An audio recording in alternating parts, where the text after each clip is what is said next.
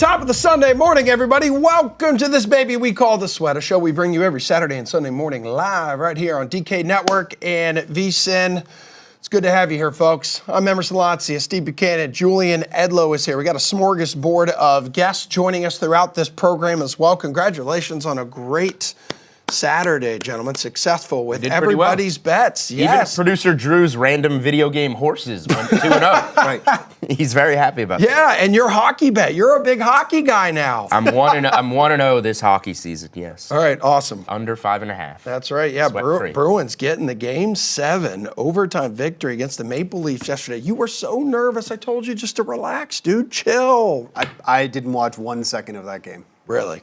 That's correct. That doesn't surprise me at all. You still had a great day on the diamond, and we're going to do it once again because, Steve, you got some best bets for us to dish out today. You got some game bets. We're giving you 2 baseball segments today. Oh, thanks a lot. Yeah, wow. Yeah. You know what? It's because we're celebrating the return of Alec Manoah. That's why. Yeah, we are. Right the Diamond Daily. College football bets. Julian Edlow, it's never too early. Is that right? I've been betting plenty of college football.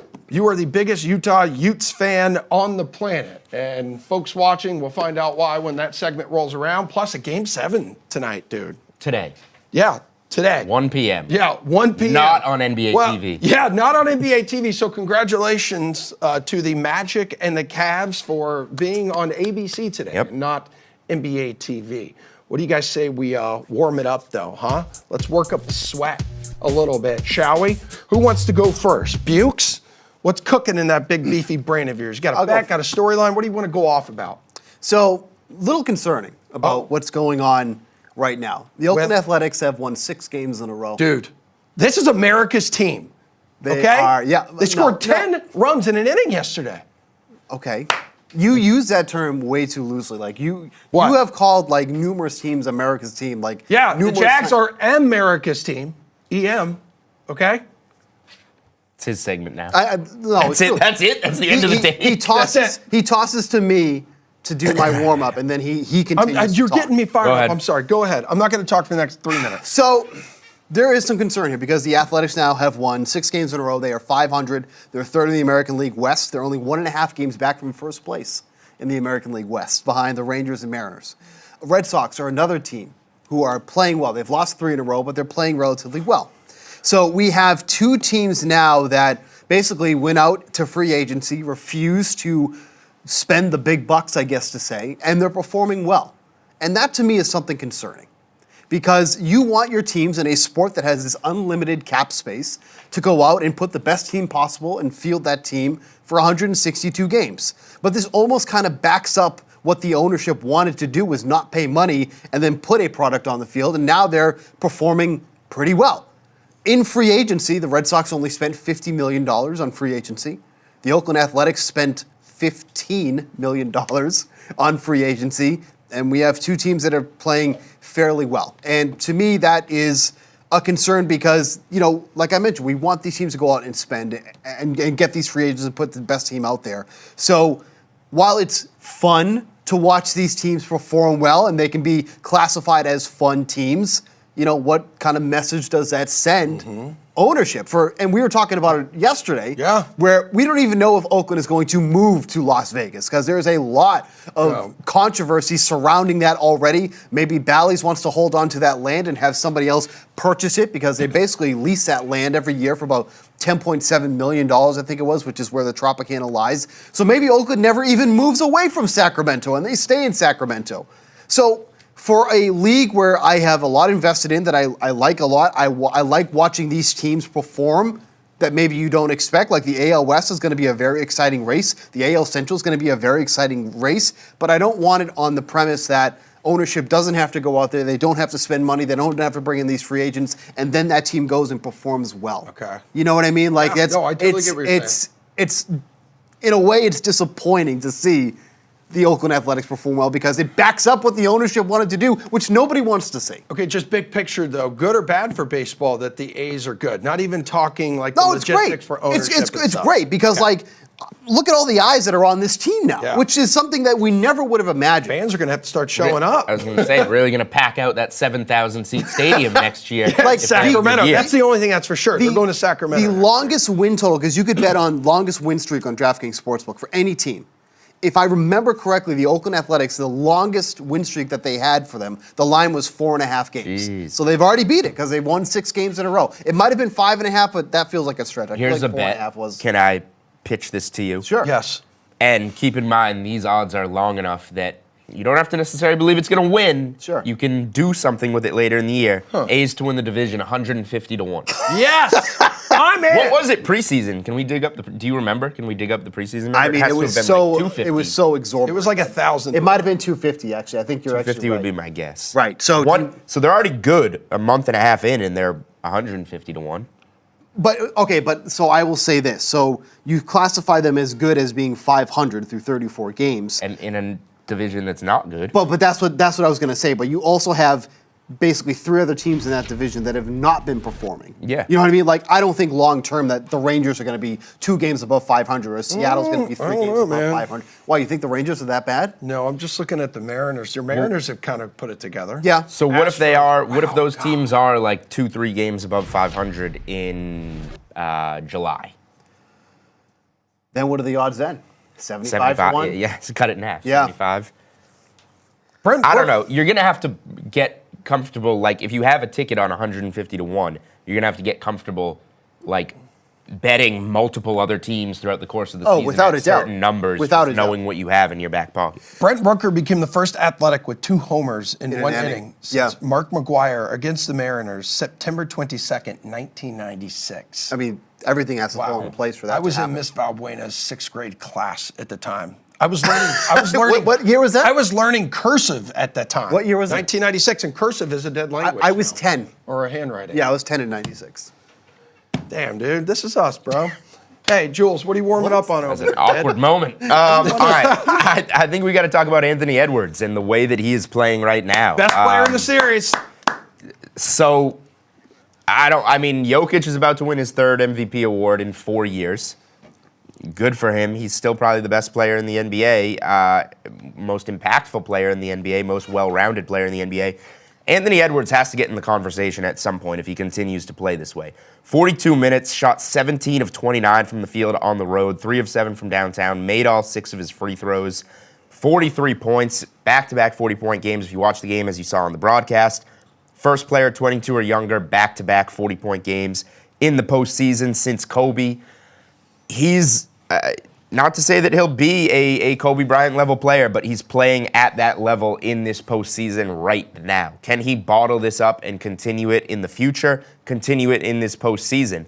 If he's playing the way he's played this postseason, which 4 of his 5 games he's gone for 33 or more points, he's shooting above 500 from the field in every game except for the 3 of 12 he shot in that dud against Phoenix, which his team still won by double digits. He's right there. Like we're giving praise to all these guys. Anthony Edwards is as good a wing, if not better, than anyone in the NBA. He's, I think in my mind eclipsed like a Jason Tatum type of player. I would rather have his mindset in a postseason than a guy like Tatum, and I'm still very high on Tatum. I think he can lead the Celtics We to know, championship. dude. But My God, what's going on with you? And Ad started computer playing is on his agreeing. What computer. videos are you watching over there? And I noticed Anthony Edwards game log is the video I'm looking at. So, hey, when it Whatever, comes that's to the my next take. player not named Nikola Jokic to win NBA MVP, where is Anthony Edwards in that conversation? He's going to open up in the top 5 for next year's odds, which I had 150 to 1 ticket on him this year. I wish he put together this type of regular season to potentially steal one from Jokic, but he's going to be a guy that, now you're going to see him open more in that, Jason Tatum range when it comes to betting MVP. Joel Embiid, the guy's a notch below Jokic. Okay. Feeling pretty confident with this guy and this team ahead of tomorrow? With the Do it Wolves? again, yeah. I don't. That's a big ask. If they win a second game in Denver, they immediately become, I would think, the odds-on favorites to win the West. I like Denver in game 2. They're the defending champs. I think they're going to respond. I think this is going to be a long series, but that was an impressive close. Let's just say, hypothetically speaking here, you have the Wolves and you have the Celtics meeting in the NBA. I'd be very excited for that. Yeah, you would? Who would you give a leg up to in that? I will pick and bet the Celtics against anyone but Denver. Interesting. Even if the Wolves knock Denver off. They're not Denver. Don't you violate like one of the cardinal rules in betting? You can't have bias. I don't have a bias. You do this all the time. He does it all the time. But this isn't a bias. They're a 64-win team that went 37-4 at home that would have home court in the NBA Finals. I just gave you the fact that they're minus 255 to win the East, and I'm telling you that there is a team that can beat them still in the field. Can you bet like certain matchups too right now? Yeah. Like on the DK Sportsbooks, like what would even like a Wolves Celtics like Well, number be? now you're going to make me look it up, so give me a second as the clock ticks down. Yeah, it's okay. Don't worry about it. I won't. You have 30 seconds for your take. No, it's fine. We're out of time. I was just going to say, consider Will Zalatoris plus 2,500. Sprinkle something on that for a PGA Championship long shot. Jeff will back me up. He's going to join us later to talk some hockey. I'll bring it up to him. Ask him about the Chiefs drafting a wide receiver in the first. Yeah, we're not talking about that right now. All right, it's time to step into the bettor's box here. Which team's swinging Goodwood Steve likes today in 180 seconds? Yeah, he's targeting Alec Manoah.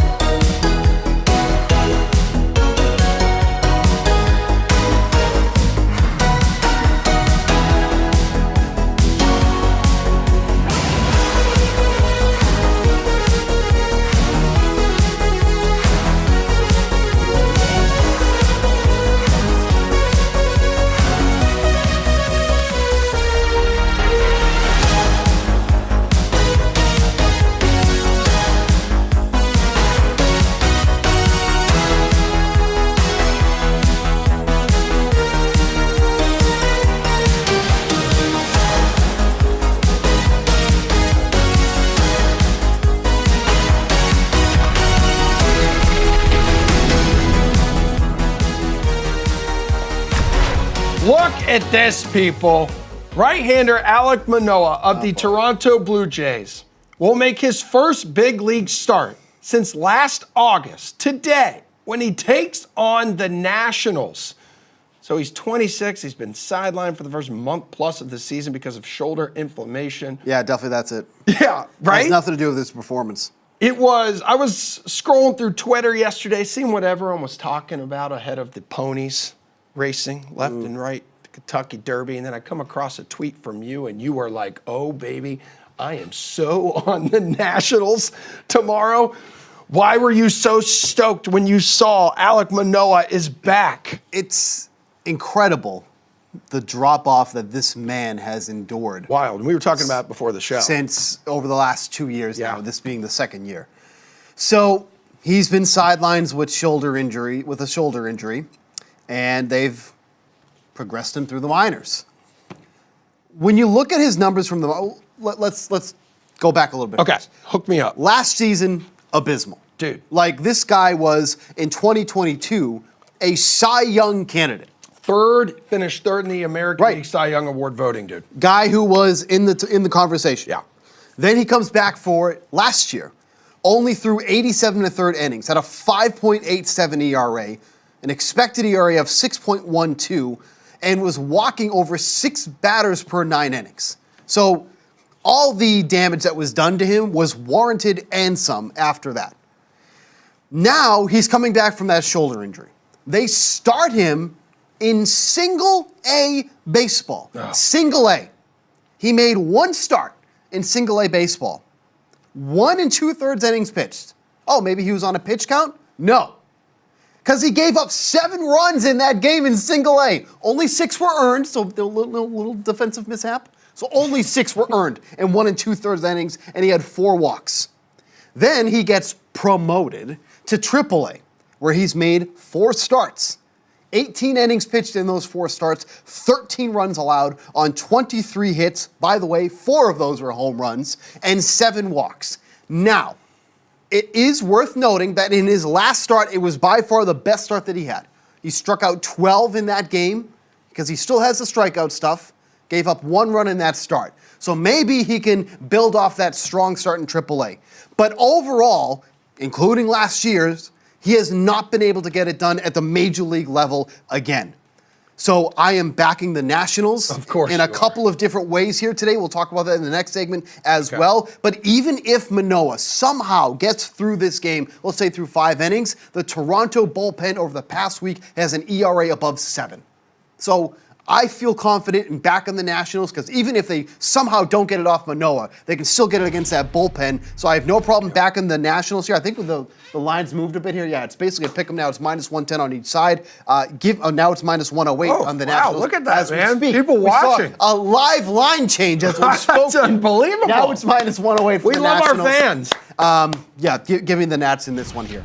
It was so weird because when they demoted him to the minors in June last year, then they brought him back up like a month later. Oh, then all of a sudden, not only that, he didn't even want to go. Yeah, he and- was like fighting them about going to the minors. Because to be fair, again, this was a Cy Young candidate the year Yeah. before. Now he's getting sent to the minors. Like that's a massive ego crusher. Yeah, You know what I mean? It was more like when his season came to a close prematurely in August, and that it was never really entirely explained. So you want to, there could be something else going on behind the scenes. But Sure.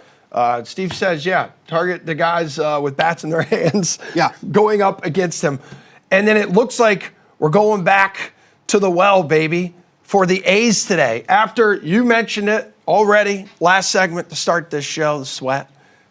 A's are cooking. They right are. now. They are, and it's like, and I have no problem, riding these teams that are just America's hitting well team, right now. dude. Stop saying that. I have no problem riding these teams that are hitting well. I mean, they put up 20 runs yesterday against the Marlins. The Marlins, by the way, I'm out on them, dude.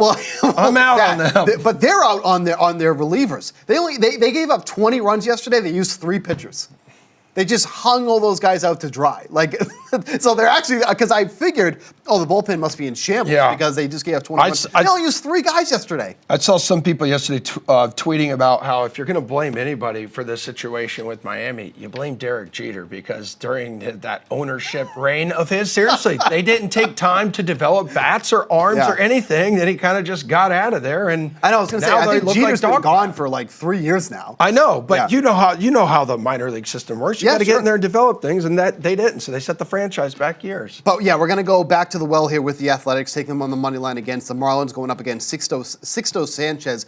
Once upon a time, this was their top prospect in their farm system. He was very highly regarded, but he has just been plagued by injuries over the past 3 years or so now. They're kind of working his way back into the rotation. He started off as a reliever this year, has only made 2 starts, one against Atlanta, one against Colorado, which should be noted was in Miami. In those 2 starts, 8 earned runs allowed on 12 hits in just 6 2/3 innings here. Then the bullpen has also been struggling as well. Like I mentioned, didn't use many pitchers yesterday, so there are guys out there that are well rested, but they are just not been pitching well at all. Even before yesterday, where the Athletics put up 20 runs, if you want to just take that number out, in the prior 5 games, they're still averaging just under 5 runs per game right now as they're riding this 6-game winning streak. It's been a really strong run here for the Athletics, who I mentioned have already gone over their longest winning streak of the season on DraftKings Sportsbook, which I believe was at 4.5. Even if it wasn't at 5.5, they're there anyways. But the A's bats have just been cooking lately. And against Sixto Sanchez, who is still being stretched out as a starter, which means more bullpen today, they should win this game against the Marlins. Pray for the Marlins, who play the Dodgers in a 3-game series starting tomorrow. But first, the Dodgers need to wrap up the 3-game series. They've already won against the Braves, so they're trying to sweep this thing today. They won 11-2 yesterday. Yep. And why are you targeting this game today? Yeah, I'm going to take the under in this one here. It's a pretty good pitching matchup on both sides. You got Max Fried going for the Braves. You got James Paxton going for the Dodgers here.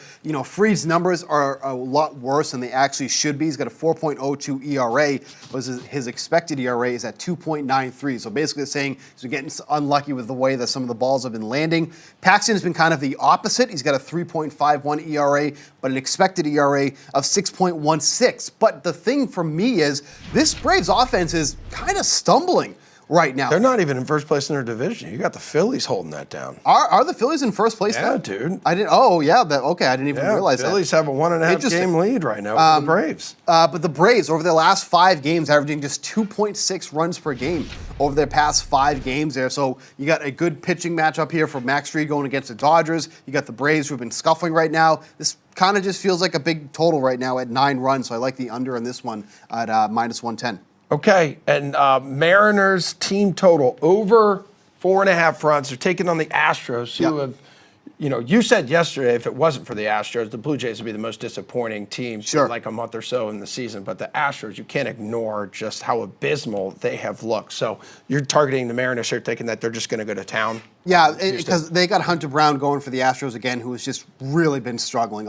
Really since the beginning of last year. After the All-Star break last year, Hunter Brown has just turned into a completely different pitcher, and that's carried over to this year as well. He's made 6 starts coming in today, has allowed at least 5 runs in 3 of those starts of the 6 that he's made already. Comes in with an ERA of over 9. His expected ERA is 5.08, so obviously a big difference there, but even still, an ERA of over 5 is obviously not good in this age of baseball here. He's putting a lot of guys on base too, and that's been his biggest problem. His walks per 9 innings since at 5.4, and that's one of the keys for me in this game here, because when he puts men on base, opposing hitters are hitting .417 against him in that scenario. So once Hunter Brown gets guys on base, just kind of falls apart on the mound, and that's been happening very often here. Mariners are swinging the bats well right now. Like I mentioned, they're in first place there in the AL West. They've been drawing walks. They are striking out a lot, so I would kind of stay away from the strikeout total for Brown, because I think it's at 4.5 in this one. It's kind of a tough number with the way the Mariners do strike out, but I think this is just going to be another spot here where Hunter Brown is going to be out of this game early. But with that being said, if he's out of that game early, it's probably because he got hit pretty hard. So give me over 4.5 runs, which is at plus money right now. All right, and you're going with basically the same bet, but we're talking the Guardians here, who really aren't in the elite tier of MLB teams, but they still stand out when you look at them at the American League as a whole. I mean, they've been one of the better teams in the American Yeah. League, honestly. Like, their offense has just been humming all season long. You're getting them over 4.5 runs here today, going up against Griffin Canning of the Angels. He's allowed at least 4 runs in 4 of the 6 starts that he's made, giving him a 7.54 ERA, expected ERA of just over 5.5. The longest he's gone into a game is 5 1/3 innings, and the Angels bullpen has been another bullpen that we've been able to pick on all throughout the year.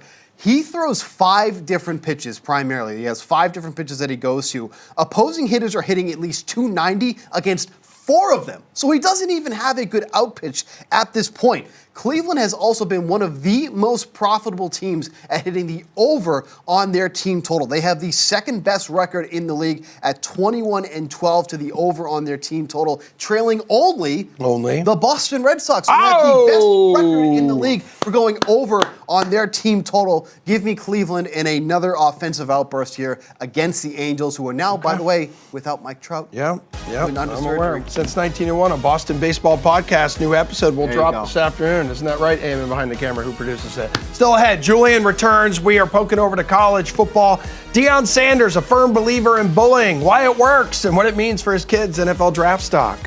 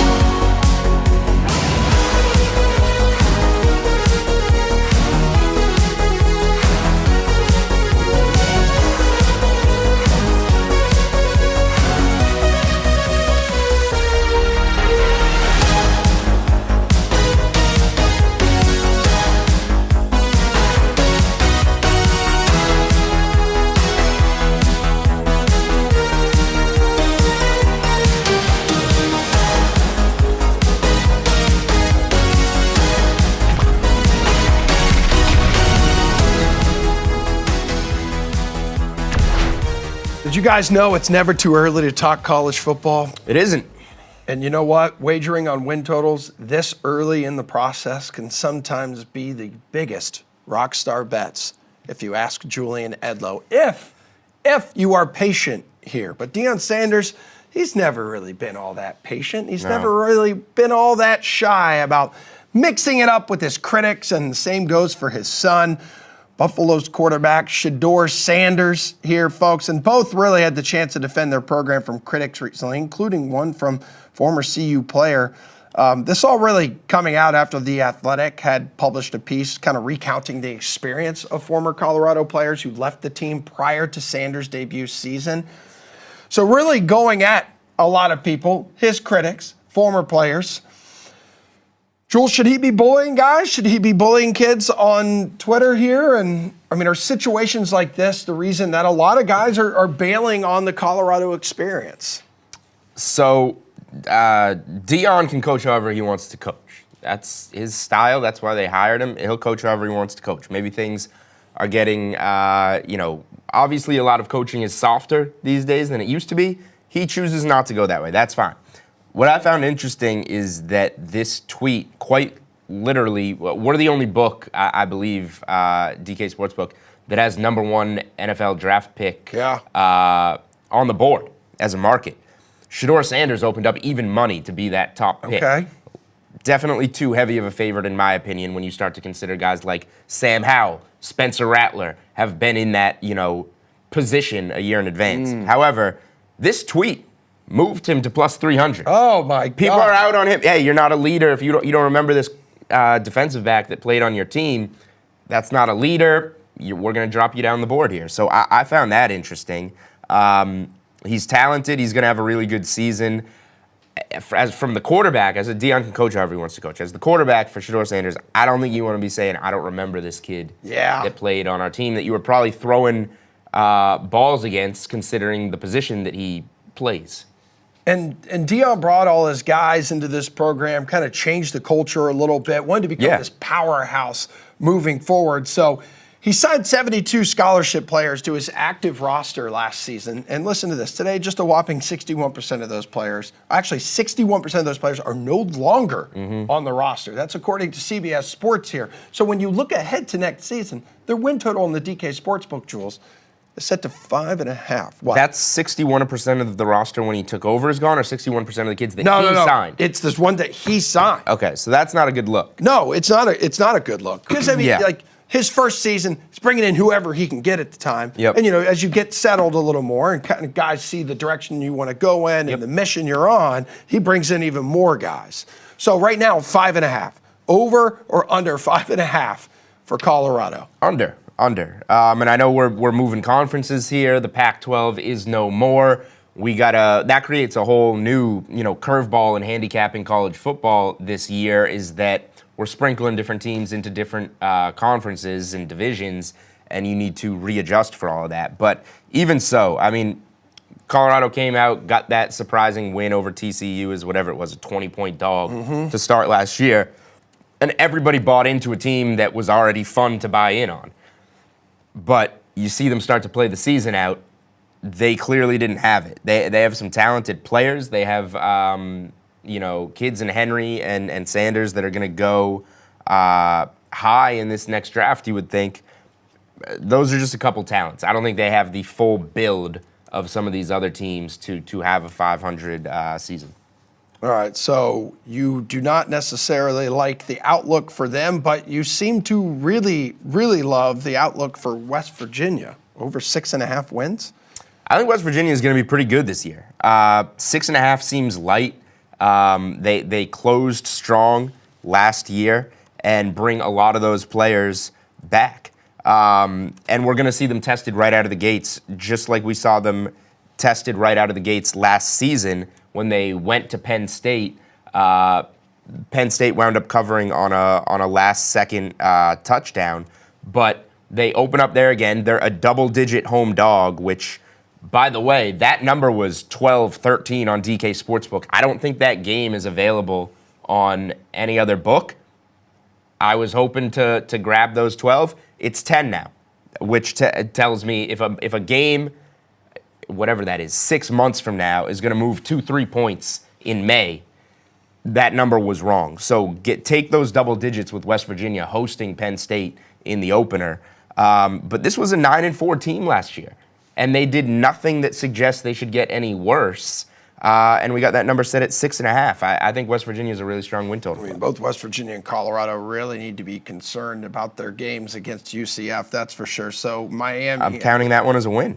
Yeah, and we can go ahead and stick in the Sunshine State because Miami over 9 wins. Why do you have faith in these dudes? Yeah, this is probably my least favorite of the group that we're going to go over, but it's something smaller play. I think there's something to Miami this year. It's always weird when you get one of those flat win totals. It's like, well, we can't make it 8.5, but we can't make it 9.5. 8-4 seems like it would be a pretty poor season for the Hurricanes. They were better than expected last year. I think they have some momentum to build on here. They're in an ACC that FSU, you would think, has to take a step back. Clemson has not been good in recent years, or at least the classic Clemson that we're used to. I think Miami can be pretty good this year. I think over 9 flat is a pretty decent play. Yeah, so Cristobal's not really got the ball rolling there. What's he been in 2 seasons there? 12? Not great. 12-13. Okay. We're banking on some improvement. Yeah, for sure. Okay, so then next up here, Georgia. Not a shocker you see him going over 10.5. Yeah, 10.5. I mean, Georgia's usually 11 or 11.5, and we're getting 10.5 this year. So why is that? They have 2 tough road games. They play at Alabama, which, what is Alabama going to be without Nick Saban? I think Georgia's a 4.5-point favorite in that game after it opening a pick. And maybe the game of the year, Saturday, October 19th, they play in Austin at Texas. That's going to be a huge game. They have to lose both those games, essentially, to go under their win total. I don't see that happening. I think they could easily win both of these games. I like the narrative for Georgia. I also played them at, I think we have them plus 190 to win the SEC. You're usually laying juice there. So I played them, and that's just because of the team at Texas and Oklahoma moving into the SEC. I think we're getting a good number there. I think that this team has a good chip on its shoulder. There's a good narrative to play Georgia this year after losing the SEC title game to Alabama, not getting into the field when they were clearly one of the 4 best teams in the country. If they were in the field, they easily could have had the 3-peat. Okay. Now they're coming back. They're bringing back the quarterback. They're bringing back a lot of good players. They lose a couple, sure, but I think that all-world tight end. Brock Bowers is out. McConkey was a second-round wide receiver. They got plenty of guys. It's Georgia. They reload. They still got Carson Beck. They're still going to be consistently beasts. Consistent. They're going to be beasts on defense like always. You got guys transferred, like ETN transferred from Florida. If you can't beat them, join them. Transferred from Florida to Georgia this year. Like, Georgia's going to be really good. I don't think they're losing 2 games, and that means they'll be in the SEC championship game. They'll be favored in the SEC championship game, and you got that good preseason number. And then Utah. We can never do got to save some time for the Utes. A college football segment without you talking about Utah. So success came in the Pac-12, and it kind of feels like the Utes are positioned once again to have a nice transition as they go to the Big 12. I mean, we saw Kansas State had a lot of success in a newly expanded Big 12. Probably a popular pick here, too, to represent the conference in the playoff next season. Yeah, so Utah, again, if you're the conference champion, you're in. So Utah's plus 350 to win the Big 12 championship game, and they're plus 250 to make the college football playoff. So I like playing them both of those ways, and the win total is 9.5. I think they get to 10 wins. They were competitive in a super competitive Pac-12 last year without their quarterback. Now we have Cam Rising, who is your age, coming back to play quarterback. Hell yeah, this year. brother. Way to represent for the elderly. Should be fully healthy. And I love Kyle Whittingham. I love their defense year after year. They are going to be solid. They're well coached. They're going to have dudes, and they're going to have all that again. So Utah is going to be Utah. Really, the handicap here is let's look at the Big 12, because you move into the Big 12. Mm-hmm. We just talked about the SEC.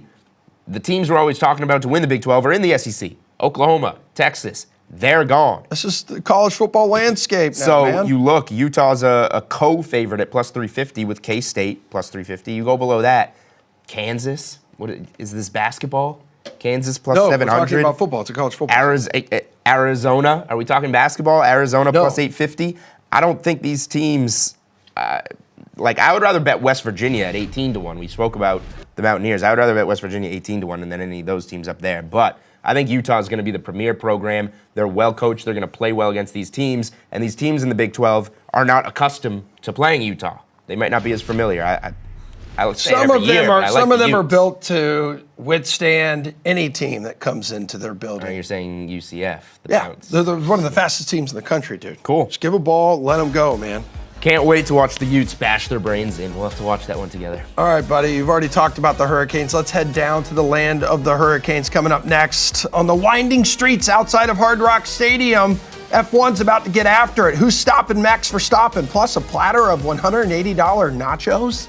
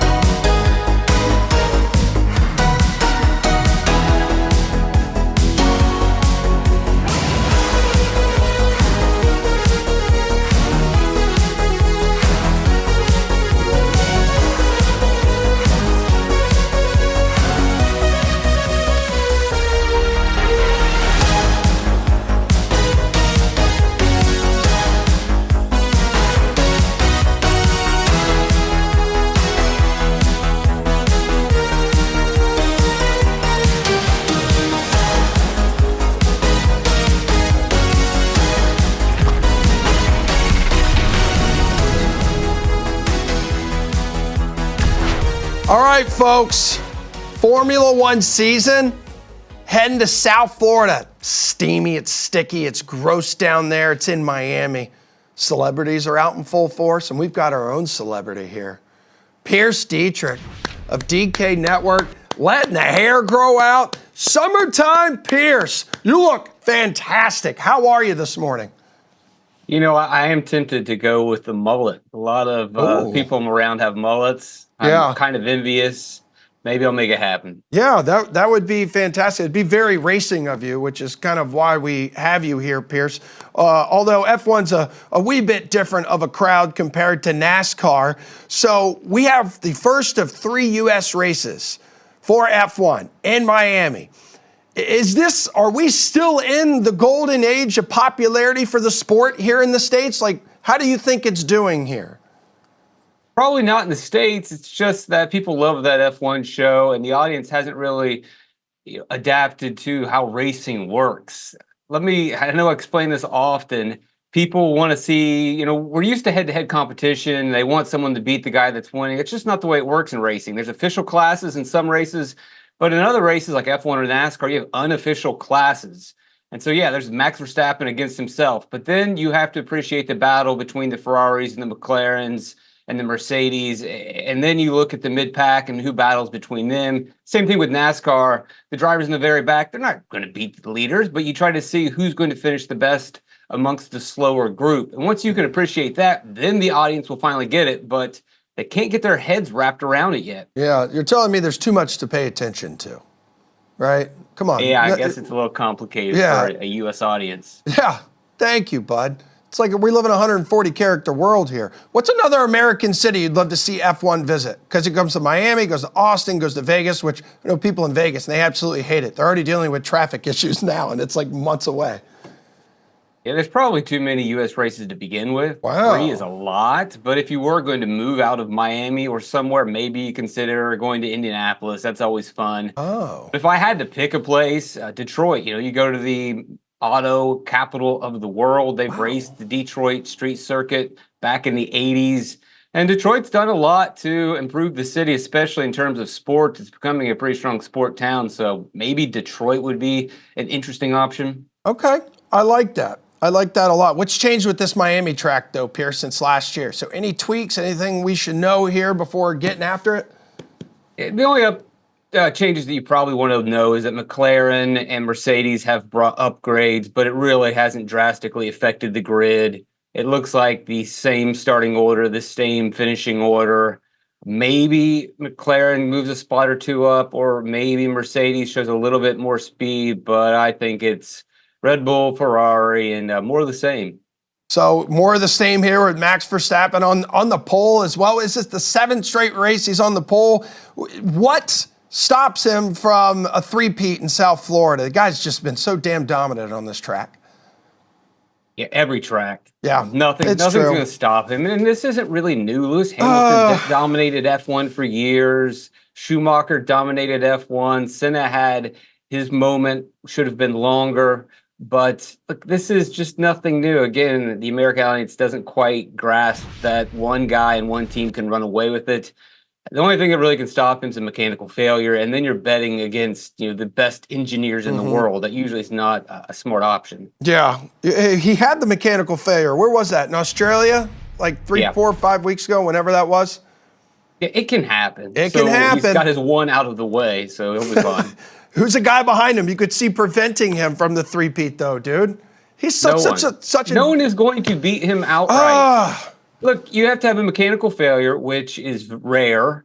Then you're basically deciding, all right, which Ferrari is going to win. And honestly, I don't see really any fun in playing that flow chart and trying to make those predictions. So that's not where I would go. Yeah, I'm an American, Pierce. I'm casual here. I'm a F1 casual. I'm saying, like, him dominating, that also may hurt it over here in the States, at least. Like, him just consistently dominating. People are like, why am I going to watch that? It's going to be the same guy winning every week. Let me stop you here. Okay, so no one expects the Ohio Bobcats to beat Ohio State, but there's still plenty of people who root for mid-majors to win the MAC or to win their You're a conference. Big Mac guy. College football people understand these differences and can root for parallel teams. You can do the same in F1. Verstappen can win, and then you can root for, hey, Leclerc gets second or gets a podium. Yeah, you're a big Ohio Bobcats guy, right? Yeah, of course. Yeah, that's why you like Nathan Rourke when he played for the Jacksonville Jaguars. That, and he's Canadian like our friend Jeff Ulrich. Oh, I love that. And he's going to be joining us coming up in the show, by the way, to talk some hockey. So are there any props? Like, what other bets then are you targeting here for this F1 race? You can't take Verstappen to win at minus 800 or wherever he is, but you could take Verstappen to run the fastest lap. Those odds actually pay a lot better, and that's seems like something he should do. Also, you can take Verstappen, who's routinely winning these races by 20 seconds. That domination that we talked about, you can get decent odds at him winning by 12 seconds. So those would be the props that I would look at if you believe in Verstappen, which we all do. Okay, well, since you are here and since you are considering starting to rock a mullet, let's head to the heart of America. Let's go to the South Beach of the Midwest here, Pierce. Let's go to Kansas City, Kansas, not to be confused with Kansas City, Missouri. What kind of racing can we expect here in NASCAR today? It's the same place. No, Kansas it's not. City, Is it really? Kansas, Kansas City, Missouri, and Kansas City, Kansas? There are two places. There are two cities. Sure. All right. It's across. Fine by me. It's across the river. Fine. Is it really the same city? Same metro area. I Googled it the other day, and it said, why are there two cities called Kansas City? I don't know. We'd have to ask a Kansan about that and why they decided. Look, what are we talking about? It's an intermediate track. It's your typical intermediate track. It is pretty widely banked, so we get some pretty hairy restarts. There's a fast groove next to the wall. They're going to be running up against the wall, which leads to some tire rubs and plenty of cautions. Cautions lead to more cautions. You're going to have people making gains on pit road, people who make gains on restarts and finish a lot better than probably where they should. It won't be a lot, but there will be some. But for the most part, when we talk about the drivers up front, it's going to be the guys with the fastest cars that we have seen throughout the season at Kansas in the past. So, yeah, the top's going to make a lot of sense, but you're going to see a couple sneak into the top 10 due to the nature of Kansas racing. Is that right? Well, right now, who's atop your betting card to win this thing? Yeah, obviously Hamlin and Larson are the favorites to win, but William Byron has dropped down to plus 1,100 after an incident in practice. He's going to start in the back. He shouldn't really have too much of a problem navigating the field, especially if we get plenty of cautions, which we expect. And even without the cautions, he had plenty of speed in practice, which he's had all season long. Has maybe top 3 car at the intermediate tracks. So Byron at 1,100 is probably a little bit of a steal here, and the market just overreacting to him getting into the wall, which he thinks his car is going to be fine. Okay. All right. Are there any other props that you like? Any other bets for NASCAR besides outright? Prop wise, I don't think I'm looking at any of the props, to be quite honest. Okay. Just take Byron to win is your best payout. Other than that, we're seeing pretty much the same guys win up top. All right. So is your DFS strategy all that different from betting for this week? Yeah, it will be different because, as I mentioned, they're going to be running up next against the wall, and you're going to get tire rubs, and that's going to possibly eliminate some really good drivers. And we've seen pit road be very decisive, and even good teams make mistakes on pit road, so that could take out some of our favorites and really open the door for middle-tier guys that didn't really demonstrate a lot of speed in practice but are going to be fast enough to hang in there and then maybe gamble at the end, get a good restart at the end. So you definitely can make much more chases for place differential, some value picks in DFS than you really ought to in betting. All right, so who's your value play du jour then? Brad Keselowski looked pretty good in practice for once. They weren't stopping on pit road, constantly making changes, had some solid runs. I'm pretty happy with where the car is, and he's starting towards the back. And this is a strategy race in which if you can have good restarts, which he's a good restarter, but also have good pit times, which he's been good on pit road, all the things kind of line up for him to finish much better than where he may run. And then if you really are going dumpster diving and really trying to save, I think Hemrick, Haley in the back are the drivers that you probably want to target. Austin Dillon as well. Again, they're fast enough to hang on to the lead lap, had enough speed in practice. And then you just hope they have a good day on pit road and then just get some good restarts, get probably 5 or 6 spots they don't deserve, don't wreck, and those value plays can work. How many sliders would you purchase at F1? Do you see the food prices down there in Miami? No, it's egregious what they do to the people. Look, part of me wants to complain. Oh, I can't believe they're charging so much for a T-shirt. It's for the food. But then Yeah. again, well, look who is buying it. Yeah, I get it. Dax Shepard and Taylor Swift. Yeah. And you And name Kelsey? the F1 celebrities, like they can afford it. Carney? Just like yesterday at the Derby, $5,000 for a mint julep. What? But it goes to That's not charity. true. Oh, okay. Okay. All right. Well, I would pay $180 for some carne asada nachos. Don't even get me started with how different the celebrity crowds are going to be in Kansas compared to South Beach. Thanks, Pierce. We'll talk to you later. We got a Game 7 in the NBA this afternoon to break down. Julian returns next.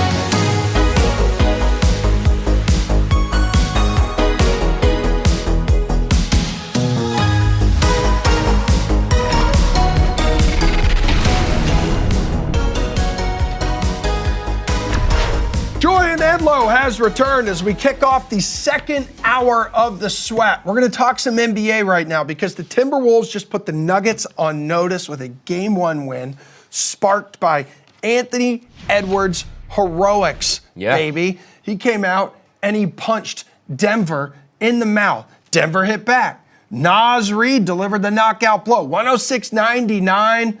Oh man, the second round playoff series is underway. We talked about it on this show yesterday, Jules. This was always going to be the best series of this round. We knew that Minnesota had the size to compete with Denver. I mean, how surprised were you with this result yesterday in the Mile High? Not overly shocked, but it goes to show how good Minnesota's playing. The bigs made a difference. Jokic, after the game, he was asked, how do you defend all these guys? Gobert, Cat, Nas Reed. He said, to clone myself. I don't think they're going to be able to do that by game 2. No, I think we're still working on that. I think we can only do sheep and we can do cows right now. Yeah, if they could, I don't think the other person could get, the clone could get signed and get on the roster. So, that said, like, I don't think you can go against Denver in game 2 because they need that game. It wasn't that funny. I know, I'm thinking of other things. Okay. Denver's got to bounce back here. You can't go down 0-2 with these home games. It's a team they know well. I expect this to be a back-and-forth series. But game 1 absolutely highlighted the mismatch in terms of size and the factor of just nobody can guard Anthony Edwards. And Denver's got guys to do it. They got KCP. They got Aaron Gordon to throw a bigger guy on him. Like, problem is you need Gordon on some of the big dudes we just talked about. If you take him off to Edwards, now you're lacking size covering those other bigs. And Gordon's been so dominant defensively, and the way Edwards made him look foolish multiple times yesterday, too. So Edwards is amazing. Jokic is going to win the MVP. He's the reigning finals MVP. He's in the middle of this historically dominant run, but is Anthony Edwards going to be the best player in this series? Through one game, yeah. We'll see how it keeps going. Like, I would expect Jokic to pick it up, even against, in a matchup against a guy like Gobert. But like, Jokic still, as good as he was in all these series, Murray's made 2 game-winning shots so far. But you know what? Lost in all the hoopla of those 2 game-winning shots is the fact that against the Lakers in that series, he shot below 40% from the field in all his other shots. Yeah, so Murray's a little dinged up, and we gotta operate under that assumption, which maybe helps Minnesota in the series. But point in that being, like, if we're comparing Jokic and Anthony Edwards, Jokic gets a lot done, but he was leaning on Murray to hit those big shots. Anthony Edwards just hits all those big shots himself. So they're 2 totally different players. I'm not going to say who's better right now. It's Jokic. He's about to win his 3rd MVP, and the year he didn't win MVP, he won Finals MVP. But you got to like the direction that Anthony Edwards is headed in right now. And yesterday you liked Wolves. I think it was around +5. Is it, what? Wolves +5 for the game, and +1.5 games in the series. Off to a good start. Good. But I did want to quickly loop back to something that we ended the first segment on. Go ahead. Because you teed me up for a question with 30 seconds left and hung me out to dry. That's and right. I had to look up the odds, couldn't get to it. This is really interesting. We have exact results on DK Sportsbook. Yeah, I brought that up. The favorite right now is the Celtics to beat the Timberwolves at +550. Behind it is Boston to beat Denver at +650, and then Denver to beat Boston at +750, +700. Now, it doesn't totally make sense because Denver's still favored to win the West at +190, Minnesota +220. Okay. Champion, Denver's +380, Minnesota +550. Interesting. I think if you like Denver in the series, I think Boston over Denver is still probably a better price there. Boston doesn't get going until Tuesday, depending on who wins tonight. Or this afternoon. I don't know, dude. I'm so tired. Wake up so early. 1 o'clock feels like tonight. When I hit 1 o'clock, that's true. I am ready for naps around that time. All right, what's your early lean for tomorrow's game 2 between these teams here? So Denver is -5.5 point favorite at home. Yeah, I'm going to see if I can maybe do Denver in a money line parlay. I think Denver wins the game. I don't think they go down 2-0 at home. 5.5 is a little inflated. This is one of those cases, sometimes you see a playoff team win a game, number comes back shorter, like that closed 4.5. Ooh, the Wolves won. Let's make it 4, 3.5. No, market is trusting Denver here and saying, okay, they need this one. We're actually going to add a point for a premium here on Denver. So I would go money line. You can play it with like the Knicks. Gives you a decent price. Knicks are laying 6 at home tomorrow night if you want to go with that doubleheader. Speaking of money line, Game 7 tonight, Cavs minus 150. Today. Again, Stop. dude. It doesn't 1 matter, PM tip. dude. Well, it's just like we've talked about it so many times at this point, and you keep saying tonight. It's just, I'm a creature of habit. Okay, speaking You are a of creature. money line, today, the Cavs minus 155, plus 130 here for the Magic. I don't think it's a total surprise that the home team has won every game in the series, given the playoff inexperience really on both sides beyond Donovan Mitchell here. So role players tend to perform better at home here. And the Magic, I think, are relying maybe a little too heavily on their role players. And we're back in Cleveland today. Very good. Well, they were close to stealing Game 5 and bucking that trend. They didn't. But they didn't. But we were kind of splitting hairs there. This would be Orlando with the points or pass for me if I'm taking a side in the game. I would go Magic or pass. I don't love what I see out of this Cleveland team other than Donovan Mitchell. To get 50 and lose and have your team not even get to 100, again, you think those role players are going to step up at home. We'll see. I lean to Orlando. What I really like here is the under, and specifically the first half under. I played it at 100. I think we've dipped down below 100 now, which is pretty freaking low. But this is going to be tight. And you mentioned the inexperience. I think that's going to come into factor. We're going to see this pace down. Afternoon, early tip. Game 7, this has all the makings for a first half under. The Magic did their job in terms of, we're talking the Celtics now. Magic did their job by winning Game 6, so that gives the Celtics more time to rest here. What chance, if any, would you give, I guess, who has the better shot at giving the Celtics a bigger headache here? Would it be the Magic or would it be the Cavs? That's been a popular question, specifically locally. I think the Cavs would give them more problems. I would rather That's just play the Donovan Mitchell thing? part of it. So first thing is, props to Paulo Banchero, but he's not Donovan Mitchell. Donovan Mitchell can be a problem. Darius Garland can be a problem. So I don't think Dean Wade will be a problem, as he was in his 20-point quarter that beat the Celtics on the road earlier this season. But they've got some size. Jared Allen's dinged up. Again, both of these teams have size and no Porzingis. So how much of a role is that going to play? I'm just more afraid from a Celtics standpoint of the experience of Donovan Mitchell being a weapon, of some of the size that Cleveland has, versus Orlando. When you look at it, Orlando's the worst three-point shooting team in the league. They're very inexperienced. I think the Celtics guards would have their way against Orlando's size and kind of offset that mismatch that Orlando thinks they have with all the bigs they play.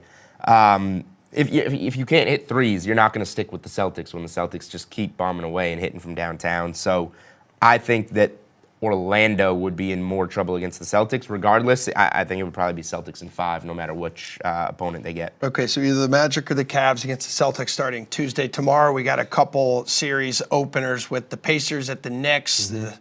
And then we have, on Tuesday, it'll be the Mavericks at the Thunder. Let's start, though, with Knicks Pacers. Who you got right now? Yeah, I'm on the same 2 plays that I gave out yesterday when we talked this series, and we got the best prices in the industry at DK Sportsbook. These are really good prices, so I would grab these here. Knicks laying 1.5 games, minus 125, so get it done in 6 or less, like they did against Philly. I feel like nobody's giving Indiana a chance. I know it. And like we're talking never number like to 2 be offense. You got all-star facilitator, Tyrese Halliburton at the controls. They're built to play beautifully, but there is the argument that the Knicks will are slow built that. to destroy something beautiful. Yeah, Knicks will slow. Thank you. Knicks will slow that pace down. I think they'll really have their way offensively against Indy. So Knicks to win Game 1 and the series, because the series price is pretty steep. So I love doing the double result, win Game 1 and the series. That's minus 140. So that's a good way to buy the series down. You're going to be looking at, like minus 300 or steeper on the series if the Knicks do win Game 1.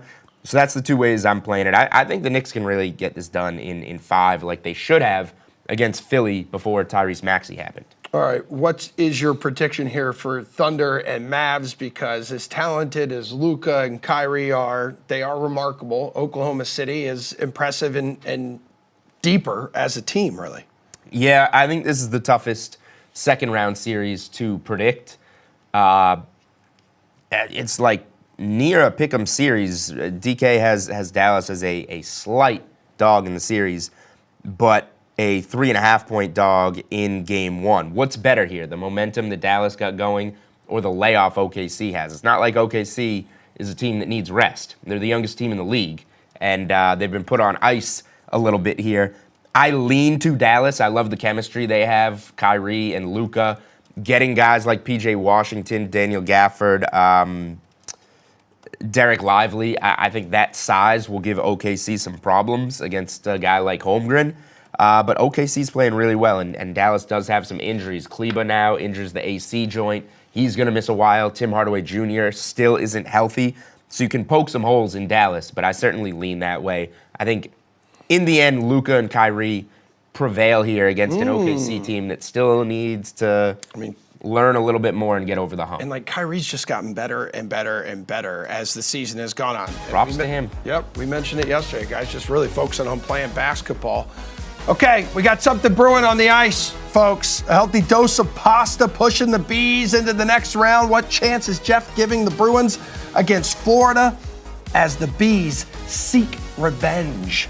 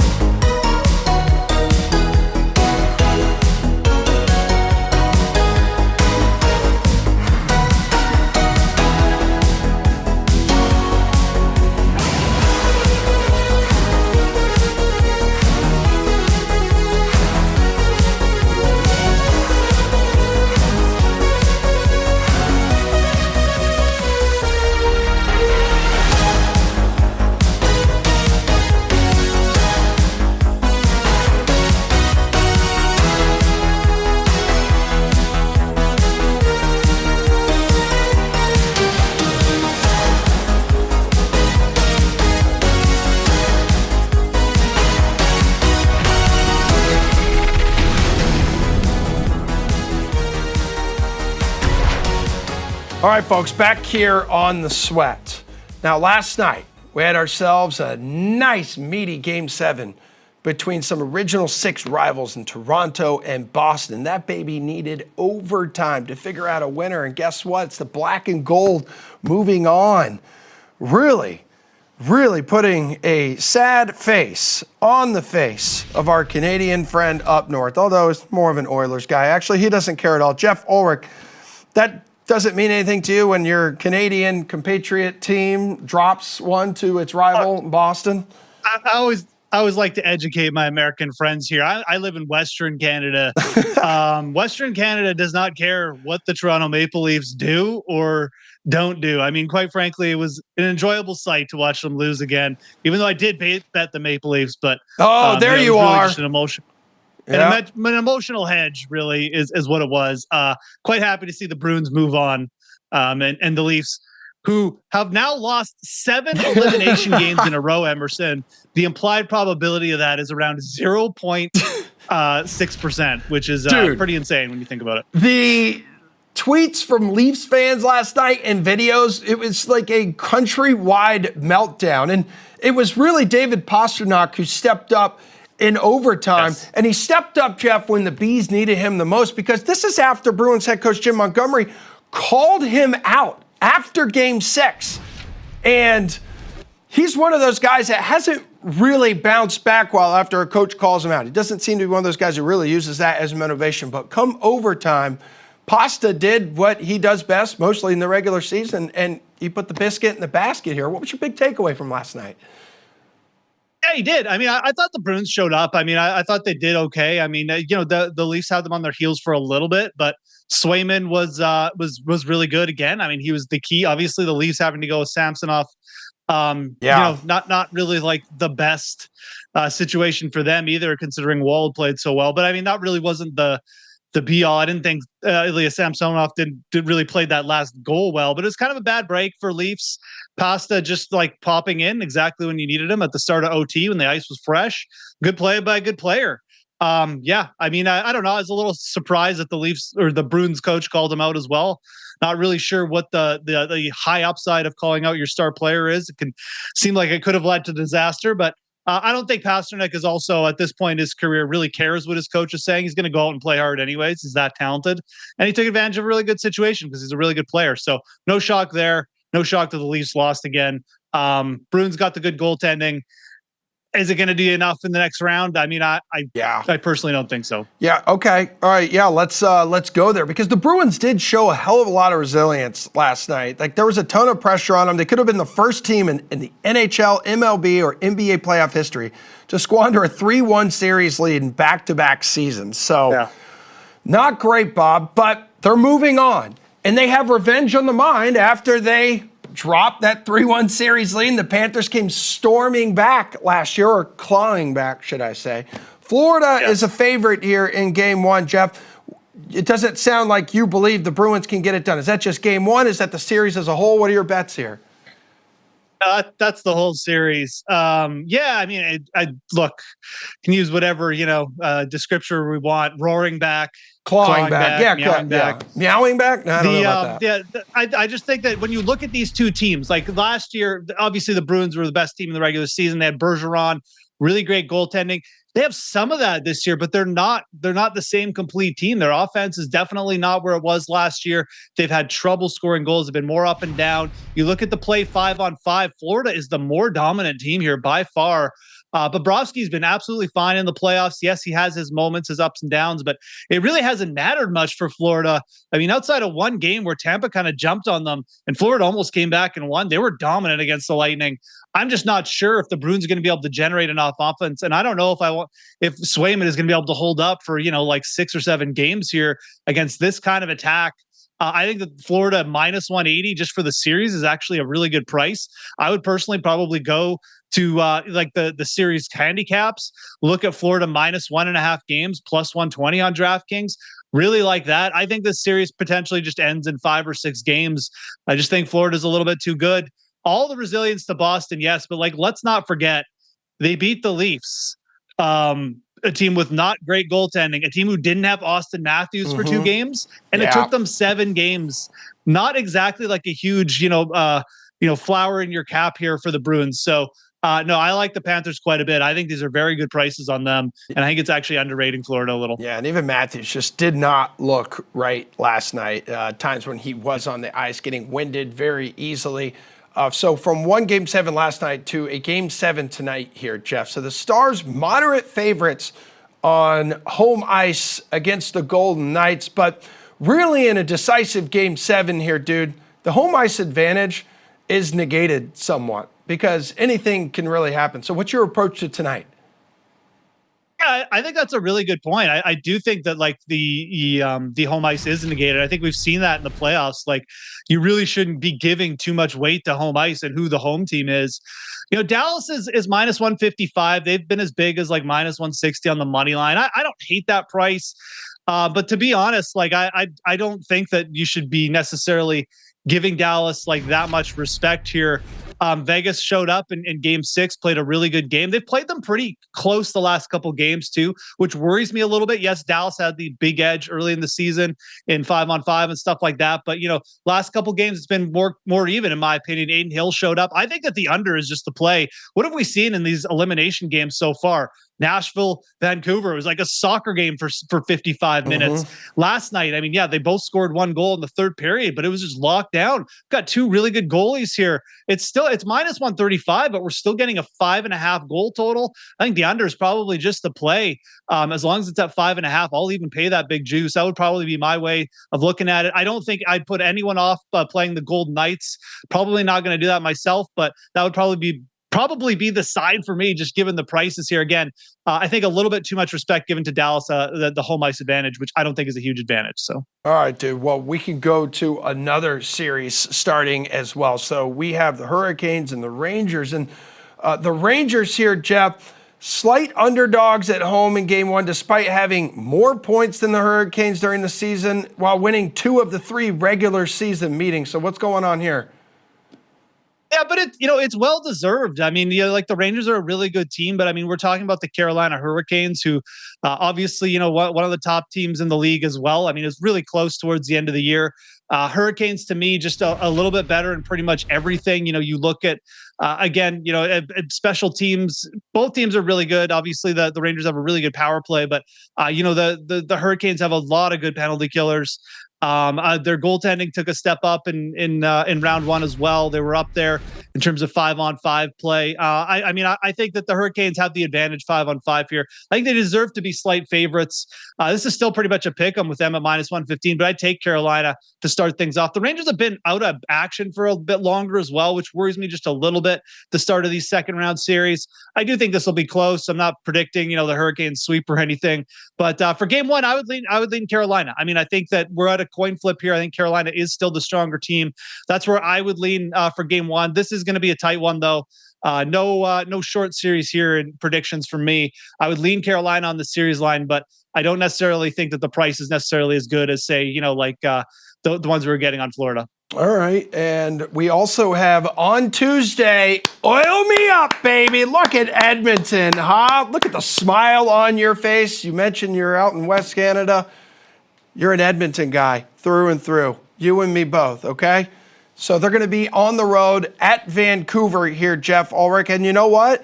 This is actually something pretty new, relatively new matchup here. These two have somehow only faced off against each other in the playoffs twice before in NHL history. The last meeting coming all the way back in 1992. How much you like your boys? Our boys, not only in Game 1, but in the series. It's going to be tough, dude. Real tough. It is going to be tough. I don't want to underrate the Vancouver Canucks here. I think they surprised me a little bit round 1. The Predators were a tough team. They came through and with a third string goalie. I mean, this is a resilient team. I do think this is going to be a longer series as well. You got 2 division rivals. Again, Vancouver's been a weak team for much of their, existence in the NHL.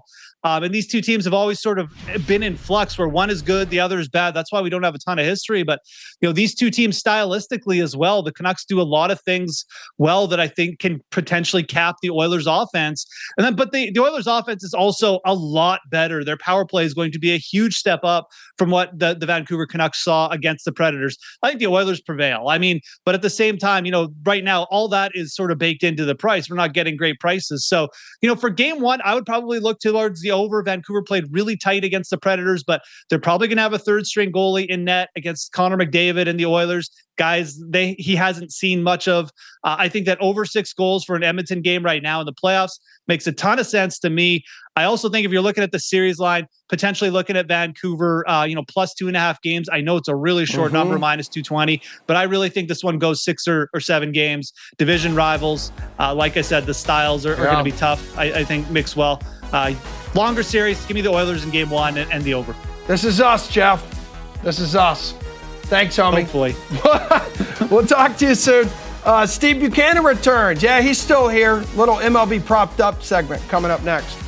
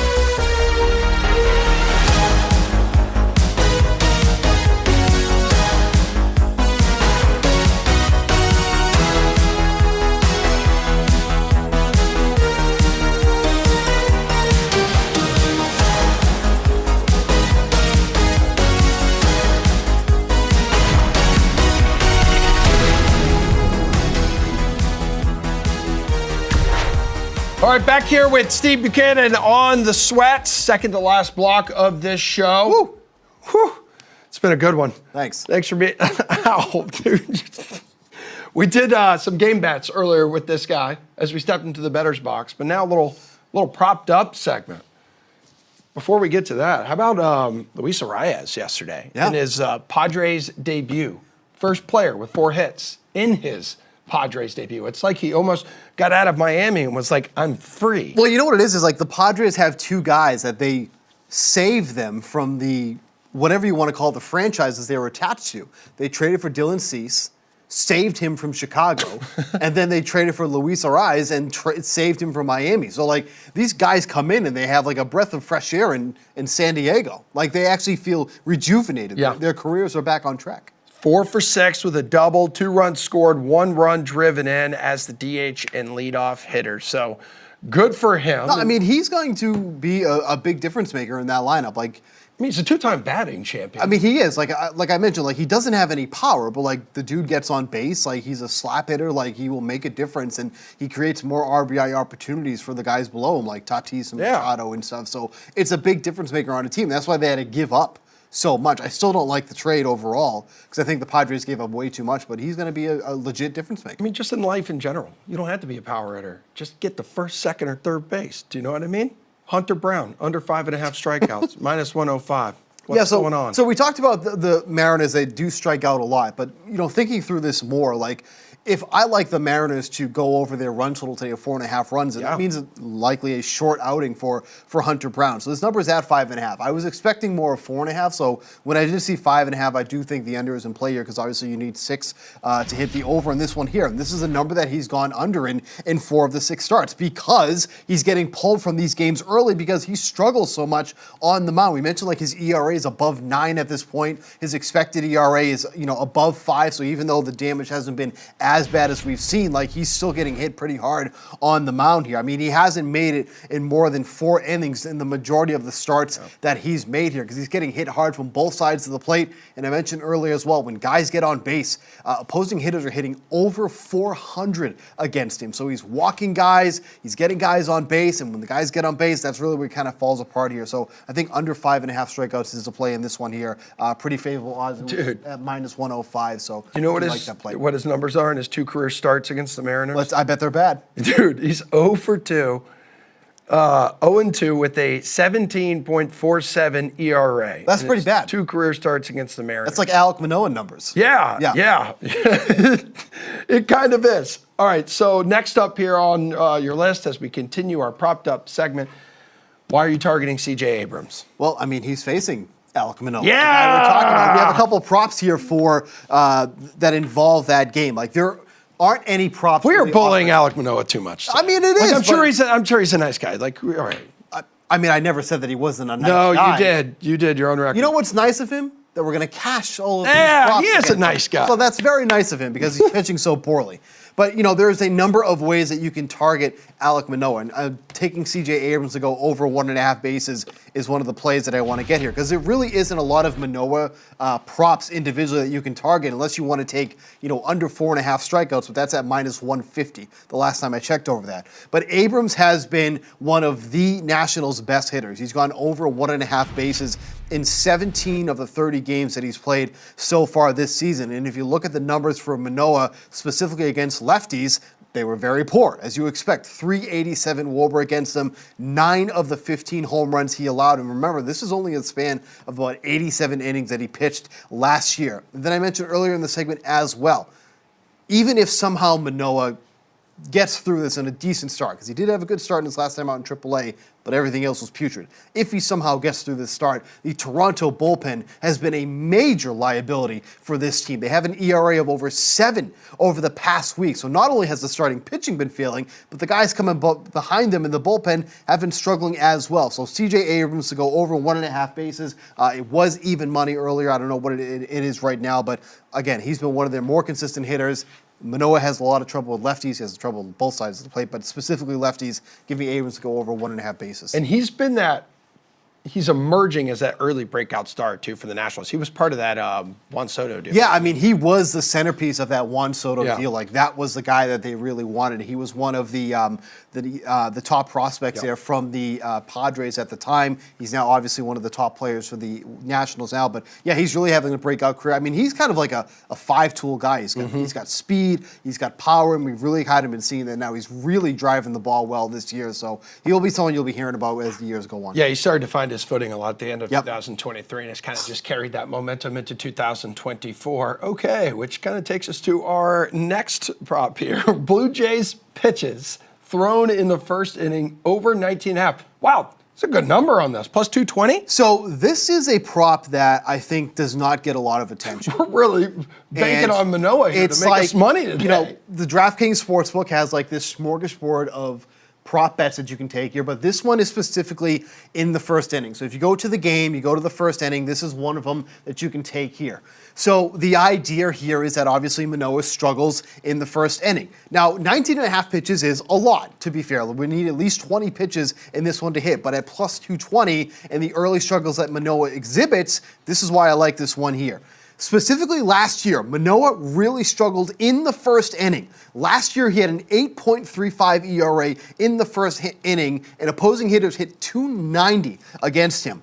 So obviously, if we want a lot of pitches to be thrown, we want guys who are patient at the plate. We are going to get that in the first two guys that should take that should go up to bat here for the Nationals. That's C.J. Abram and Nick Senzel. By the way, both lefties, which is a good thing here. So Manoah gets into some early trouble here, goes over 20 pitches thrown in the first inning, which is I'm expecting here because, again, I laid out some of the numbers here. That start in single A that he made when he went 1 2/3 innings, gave up 7 runs in that inning, like we could realistically see something like that here against the Nationals. I know the Nationals aren't like a great offense that we have to, really worry about or whatnot, but I think Manoah struggles here in the early innings. That's what we've seen when he pitched last year, only going 87 innings total last year. So over 20 pitches thrown, plus 220. I think that's a really interesting prop bet. But again, that's something. If you're looking for this, go to the game, go to the first inning tab. You got to scroll down a little bit there. There's a lot of bets that DraftKings Sportsbook offers. That one's kind of hidden there. But if there are pitchers that struggle or early on too, like Hunter Brown is a good example too. These are always on there, and the over is always pretty big plus money. That's why I follow you on Twitter. Thanks. Because you're always tweeting out friendly reminders and information that helps all of us make some money. That's kind of the job that they pay me for. Well, you're doing great there, sweetie. And speaking of lefties, so Josh Naylor was not in the lineup for the Guardians yesterday because the Angels sent lefty Reed Detmers to the mound, but he's back in the lineup today. Why are you targeting Mr. Naylor? Yeah, this is a good spot here for the Guardians overall. I mean, I really like the Guardians today. We talked about You liked him yesterday. Was it Ramirez, right? You were back? Yeah, that lost. Okay. So thank you for that. But this is a good spot here going up against Griffin Canning because Canning really struggles against lefties, and he's going to see a lot of lefties in this lineup here. But Josh Naylor to record an RBI is at plus 140. Naylor has been so good for the Guardians with men on base and with men in scoring position. He's hitting 280 with men on base and 306 with men in scoring position here. Canning, when he goes against lefties, is a 395 WOBA, 4 of the 5 home runs that he's allowed early in this season already. And like I mentioned, Naylor has 3 guys that are going to be hitting in front of him that most likely will be able to get on base because they're all lefties here. We got Steven Kwan, we got Andres Jimenez, we got Jose Ramirez, and then Naylor should most likely be in that cleanup spot here against Griffin Canning. So for him to record an RBI, there obviously should be men on base, I would hope, against Griffin Canning here. But you're getting a really strong number here at plus 140. So I think Naylor's in a good spot to record an RBI here. So I like him to do that one there. All right, Bukes. Good stuff. Do you think the Red Sox can snap their losing streak today? Or are we going to be talking about on our podcast another loss for the Sox as they face the Twins, who have the home run sausage? Well, the interesting thing about the Twins here too as well is that, we saw them face, on this winning streak, they beat the White Sox 7 times. in that 10-game winning streak. So it was like, well, how Anybody good, can beat the White Sox. Right, anybody can beat the White Sox. So how good are the Twins actually playing right now? They also beat the Angels during that span as well. Now they've come in, they beat the Red Sox 2 games in a row, and they have the potential to sweep this series here today against Cooper Criswell. Joe Ryan's been great. He's a great strikeout pitcher here. I think there is an opportunity for the Twins to win. They're pretty big favorites here, one of the bigger favorites on this slate at -170, so I don't hate that one there. I think that maybe you could take them on the run line here as well at -1.5 at +124. Okay. There is some worry here because you're taking the home team on the run line that if they're only up by 1 run and they bat in the 9th inning, they obviously don't have that opportunity to get the second run. But Joe Ryan has been really well. Cooper Criswell, we talk about how good the Red Sox pitching staff has been. He really hasn't been one of those guys that we've talked about because he hasn't been someone who's been consistently in that rotation. So I think the Twins can take one here. Not sure if I want to lay -170 for that there, but I do think on the run line is something you might want to look at there at +124. I think that's a viable bet you could take for the And Twins. the Sox in Atlanta the next 2 days Yep, here, that's right. potentially against Chris Sale. Woo. That would be something. That Yep. would be. All right, we're going to cool things off because this show is the Sweat. Final block coming up. Who will be at the helm in LA next year? You can fade or follow Jules on the DK Sportsbook. We'll talk more after our final break.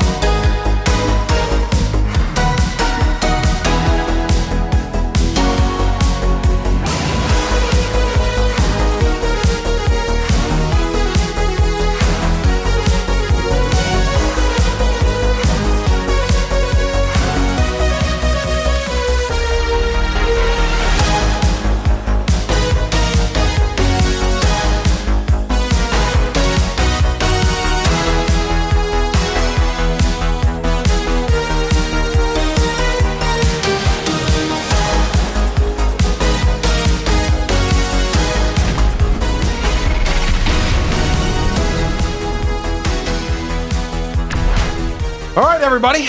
Final block of the sweat. We have made it. Congratulations to both of you. Congratulations Thank you. to everyone who has put up with us, watching us since 8 a.m. Eastern Time, which this show we bring you live 8 a.m. to 10 a.m. Eastern Time every Saturday and Sunday morning here on DK Network and VSiN.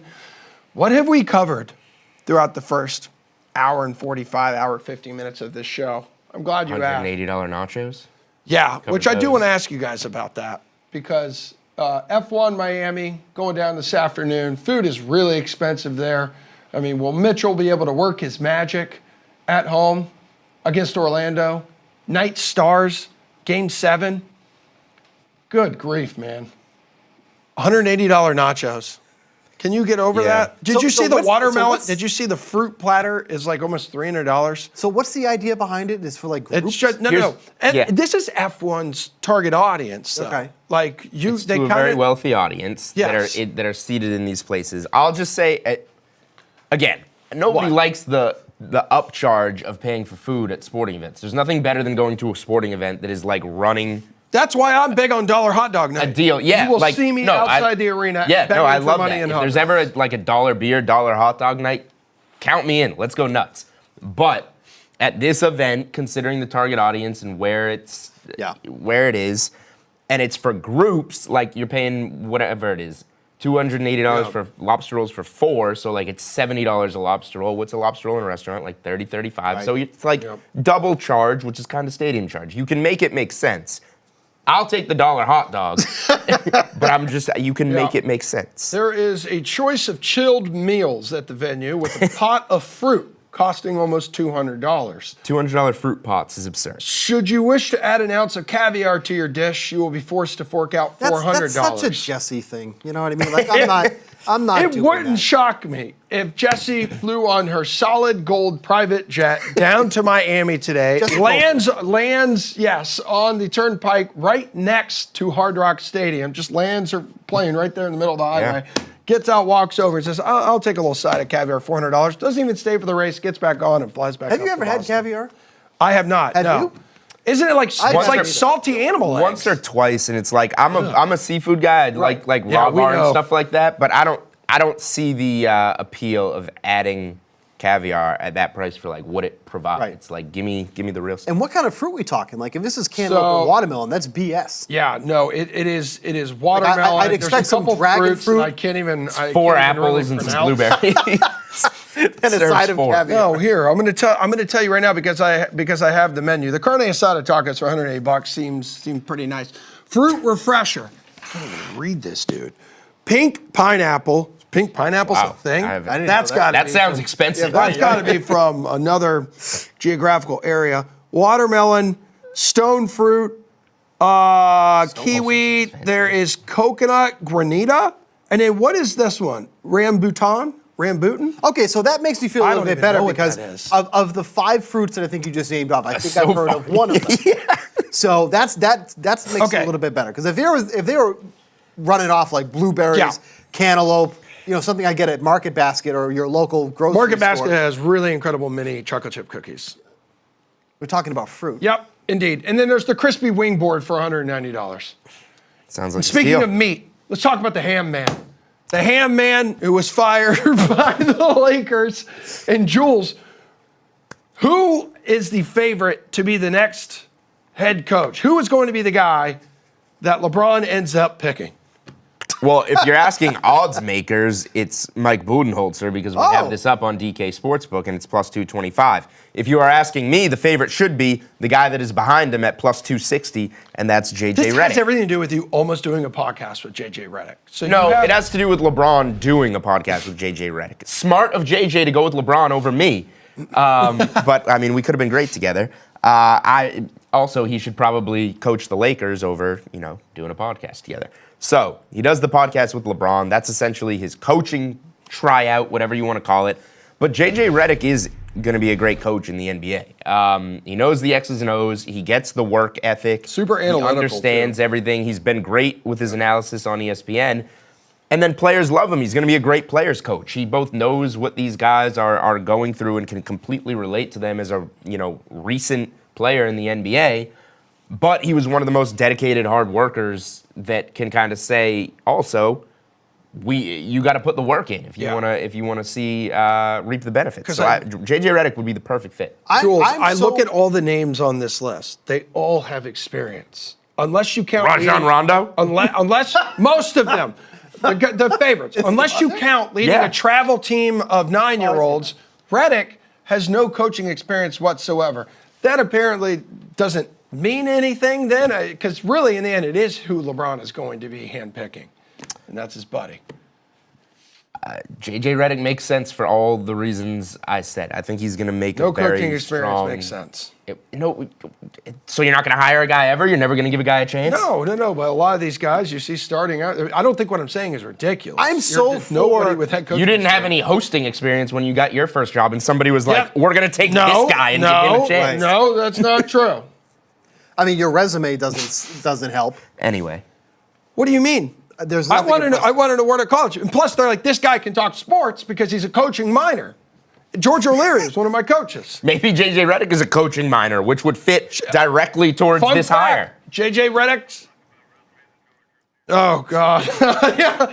Producer Drew, let's not talk about resumes and George O'Leary. He's the only undefeated head coach in Notre Dame history, Drew. He was a head coach for one day, didn't lose a single game. I am all for. JJ Redick's wife went to UCF, by the Steve's way. trying to say I've something. been trying to say something. You keep interrupting. Well, I'm it's not gonna all be for like former players being coaches. Like I think Yeah. that just brings such a different dynamic Absolutely. to any team. Like we've Well, seen, but particularly recent. right, and that's what I was gonna say. Like recently, the influx of player coaches. Just athletes especially have gotten soft. you shut up. The recent influx of player coaches has been abundant in Major League Baseball. Like we got David Ross, like Rocco Baldelli, and these guys are staying for they have a longevity as a coach too because they relate to the players more. Look at in Houston. Did you say that? Texans? No. Nico Ryans? Yep. Yeah. Younger guy, recent player. Right. Players love him. And I just think they connect so much better with the actual players than these coaches. Is Rondo a legit candidate? So That is a joke. He might no. He's considered getting into coaching, and Doc Rivers and Paul Pierce and Kevin Garnett will tell you that he would make a great coach. He just seems like such a miserable person. I think he's a decent guy. I will say I also have personal vendettas there because during my Celtics beat days when they were not very good, Rondo, best player on the team, we got to wait around. We got to talk for him. Here he comes out of the shower. Yeah. You going to talk? Nope. Into the massage room. Rajon Wrong with Rondo that. You got to be kept me up. massaged after a game. Yeah, but you can talk for 5 minutes and then do that. Rajon Rondo kept me at the TD Garden an hour later than I needed to be, about boo, 25 boo. times in my life. So he owes me 25 plus hours of sleep. No. And I hope no. JJ Redick gets the job. When you over it. know he's going to take forever, you pop back up where they have leftover hot dogs and chicken fingers there, and they're We trying to already give them ate all the away. leftover hot dogs. I can't believe that's why you don't like Rondo. Because he made you kept me waiting. an extra hour one day. Honestly, God, many that's your days, job very as a late at night. reporter. I have a bad experience with Rondo too, and I can't even say it on. I can't even say it on air. Well, you can't, Totally inappropriate. Can you tweet it out then? Because people watching Maybe. are like, I want to hear the story now. Maybe, but it was when I was. So is it inappropriate? It's not inappropriate, but I love inappropriate stories. it paints him in a bad picture. Oh, And well, this is Jules bad- just Well, made no, him in a this bad is just picture. professional. That's a professional relationship. Right, that's a professional issue. And JJ Redick It and I sounds had a like- Zoom call together last year, and he was a great guy, and I liked him. Really? What did he say to you on this Zoom call? Said that you're one of the smartest people I've ever met, That is not an absolute. Okay, if you're so and smart, we should hang out more. if you're so smart, then so we got Yep. about a minute and a half to go. Remind people which bets you are betting today. Today, first half under Yeah. in Orlando, Cleveland. I think that's going to tighten up. Let's just get these Game 7 unders out of the way, just like we did with hockey yesterday. I might even give out a second hockey play while we're here. Well, right now you're Feeling 1 for dicey. 1 on this Yeah. show. It's the same exact play. We got a Game 7 tonight, Vegas-Dallas, a juiced under 5.5. It's the same exact play. I'm going to bet that. Dude, we don't even need Jeff Ulrich anymore. I know. We got you. I'll do it. Freaking Johnny Sicky Puck. No, it. Okay. all nationals for me. Yeah, I know, dude. Yeah, actually, That is literally I'm been doing both that of as our well. baseball segments today. I'm It's betting like- Nationals multiple ways and team total. I will say it does. It does worry me a little bit because the Nationals being only minus 108 on the money line, I'm like, You got to give it a try. I'm Because like, Manoah hasn't God. pitched yet. If No, we I lose know. it, you just go, No, okay, But even I'll factor this in next Yeah. time, but you have to do it this time. but even course. joking around before the show, you're like, all right, so with all of us going up against Manoah, betting against him, you're like, he's going to go out and pitch a perfect game today. That's- or it's going to be Because, like a no-hitter. It's going to be That's something baseball. insane like that. You know the public is going to be. Oh, I'm looking at it right now. What the public is going to be. Oh wow, it's actually not. Oh, what I expected. uh-oh. Sharper bets on Toronto. Yeah, Bigger sure. bets Uh-oh, Big Daddy. on the run line. Right? 38% of the bets for 60% of the handle. Wow. Well, I'm going to dive into this trap first. Yeah, if this is a trap, consider me stepping right into it. Yep. All right. Good stuff. Hey, guys, I'll tell you on those. All right. Okay. Good stuff. Love you guys. Love all of y'all for watching. Thank you. We're back next weekend. We'll see you then. We are.